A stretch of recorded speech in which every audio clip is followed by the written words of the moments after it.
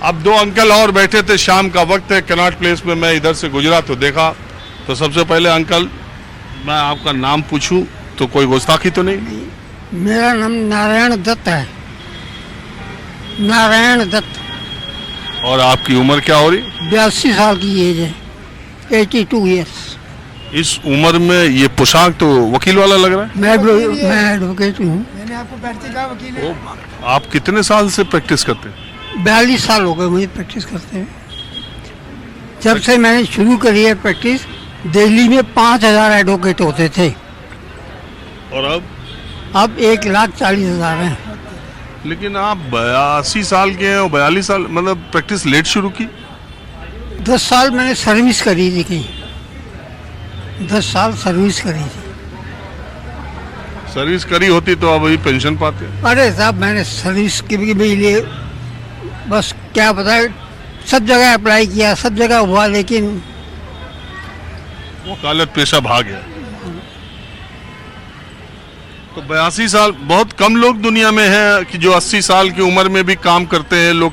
मैं नहीं कह सकता इसके बारे में कि बहुत कम लोग हैं, कितने लोग हैं। तो आप अभी कोर्ट्स में मैं बिल्कुल कोर्ट जाता अपीयर हूँ, होते हैं? बिल्कुल अपीयर होता हूँ।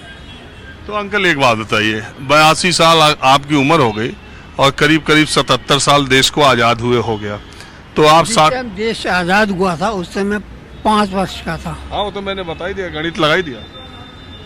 तो आप जब 10 साल के बाद यानी 16 पिछले 50-60 सालों की राजनीति को, नेताओं को, माहौल, मैं एक से लेकर जेड, जितने भी ऊपर से लेकर किसी भी पार्टी के सबके नेताओं को जानता हूँ। वो मुझे जानते हो ना हो, लेकिन मैं सबको जानता हूँ। चाहे हमारे अटल बिहारी जी हों, या कांग्रेस के हों, या शिवसेना के हों, या सेवा दल के हों, या दूसरे हों, सबको मैं जानता हूँ। वैसे तो मैं भी सबको जानता हूँ, मैं भी पुतिन को भी जानता हूँ, और मैं क्या नाम है ओबामा को भी जानता हूँ। अब वो हमको जानते हो चाहे ना जानते हो, लेकिन जितने भी हैं वो मेरे सामने आएंगे, मुझे रिकॉग्नाइज करेंगे, हाँ जी ये वकील साहब हैं। ये बात आपने अलग कह दी, हमें थोड़ी कौन पहचान रहा है, मतलब वो भी आपको जानते हैं। आप बिल्कुल बिल्कुल। तो आप इतने सालों की राजनीति में अंकल, आपको क्या लगता है कि राजनीति में कितनी गिरावट आई, या देश किस इस टाइम राजनीति है ही कुछ नहीं, सबका जिसके हाथ में डंडा है उसी के भैंस वही ले जा रहा है। ये तो पहले भी था, पहले नहीं था? पहले ऐसा नहीं होता था, ये अभी 10-15 साल से ये हुआ है, पहले ऐसा नहीं होता था कभी भी।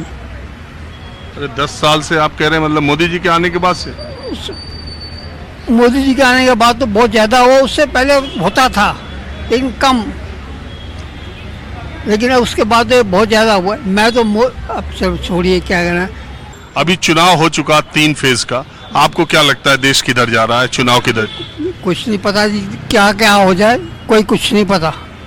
हाँ, अगर ठप्पे लगा के वोट होती तो और बात होती, अब तो कुछ नहीं कहा जा सकता।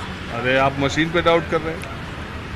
अरे यार, आप तो मुझे मिलो, मैं आपको मशीन के सामने बिठवा दूंगा, मेरे एक जानने वाले हैं, बता दूंगा आप इसको वोट डालिए, उसकी वोट उस पर पहुंचेगी। अरे ऐसा कहते बहुत लोग हैं, इलेक्शन कमीशन बुलाता है तो कोई आके बता ही नहीं पाता।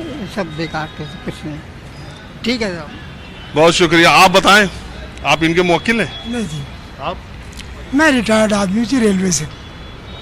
आपका क्या मैं ये केवल पूछ रहा हूँ, 283 सीटों पर चुनाव हो गए, देश के आम आदमी को क्या लगता है कि चुनाव किधर जा रहा है? किधर जाएगा भाई, जिधर हम डालेंगे उधर ही जाएगा चुनाव, और किधर जाना है। माहौल देश का है कैसा? माहौल देश का ठीक नहीं है वैसे, जो हिसाब से चल रहे हैं ये लोग, सब आपस में लड़ रहे हैं, हर आदमी को कुर्सी एक है और उसके मांगने वाले बहुत सारे हैं। जनता जिसको देगी, जनता का झुकाव क्या लग रहा है आपको, किधर जा रहा है? जनता का कोई झुकाव नहीं है, जिधर पैसा मिल जाता है उधर ही बैठ जाते हैं। ये चुनाव खाली पैसे का हो गया? पैसे का है और कुछ नहीं है।